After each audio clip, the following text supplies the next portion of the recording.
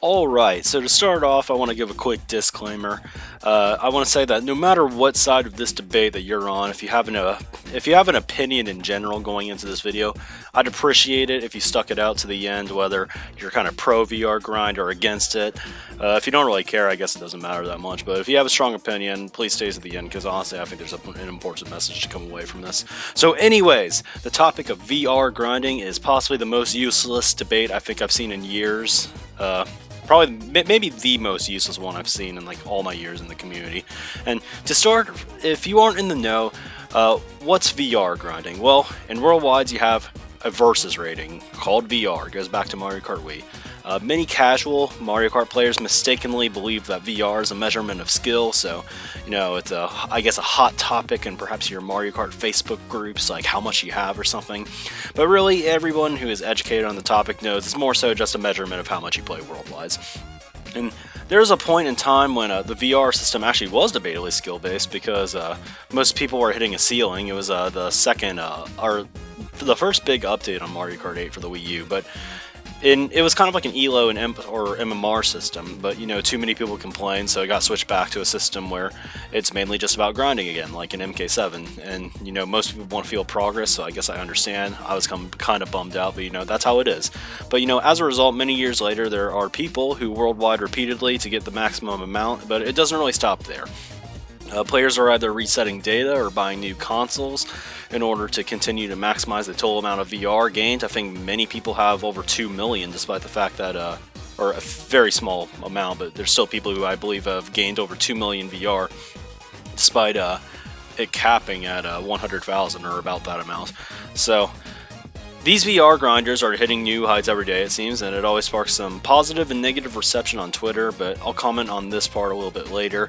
For VR grinding as an activity on its own, honestly, I find it a little bit tedious for no reason, and honestly not really worth going after. But why is that?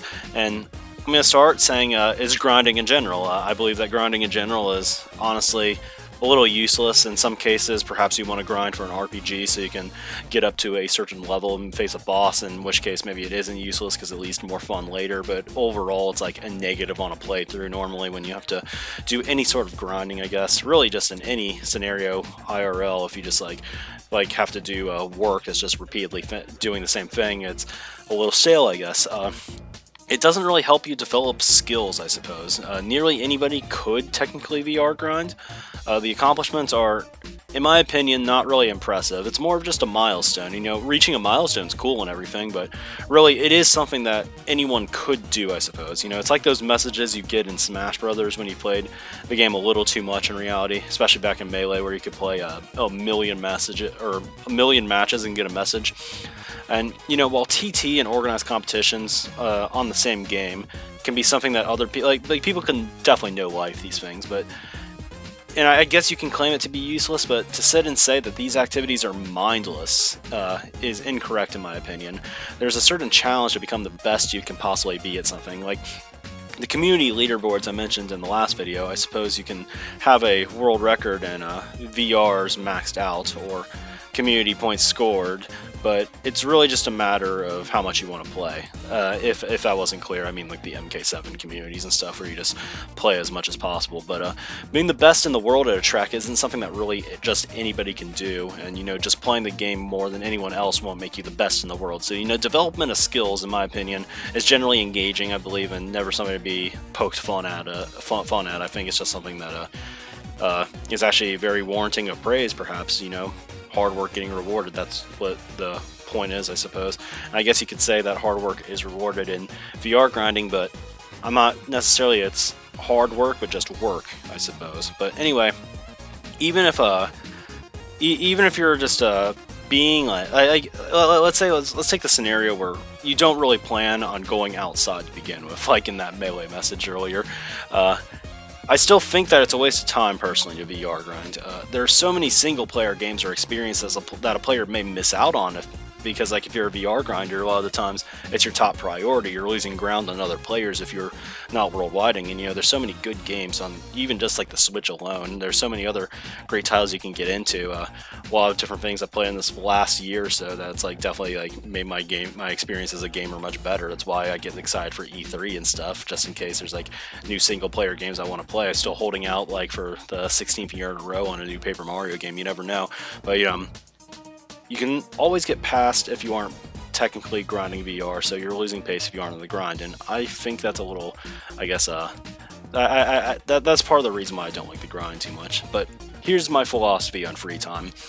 As long as someone is using their free time in a way which they're like, if they're enjoying themselves, it's probably a good use of free time. Let's be real here. Different goals and aims mean different things to different people. So let's talk about hedonism. This is a philosophical theory, one that is quite flawed, I suppose, but it's an ethical theory that pleasure is the highest good and like the proper aim of life. And, it's imperfect as a theory, but there's a general point on it. So doing something that nets you happiness without infringing on others, I would say it's morally good, because happiness is gained, nothing is lost. Overall, it's a net good. So if people have fun doing what they're doing, just let them be. The only true goal of free time really is to enjoy yourself, so if that's being achieved, then I don't see why it should be a problem to anybody. Now, if said people are targeting low-level lobbies as a means of exploiting VR or gaining it faster, maybe I start to take issue with it a little, because then the people in the room will never have a chance to win outside of the grinder, obviously, and it could ruin their experience. And though it's kind of a dick move to farm weaker players, I don't think it's a gigantic deal, because they can just leave the lobby, I guess. But just know that if you're doing it, it's almost like you're like one of those hackers and everybody leaves the room because there's a hacker. But obviously you're not hacking, you're just changing the nature of the room so far beyond repair that people want to leave because there's no chance that they can win, perhaps. That being like the 1000 VR new players, I suppose. But it completely disrupts the flow of the room. So honestly, like, this isn't really something I care about too much. But anyway, it seems that VR grinding is controversial on Twitter recently. Many people try to use some of the above points I've made, or like the stuff early in the video.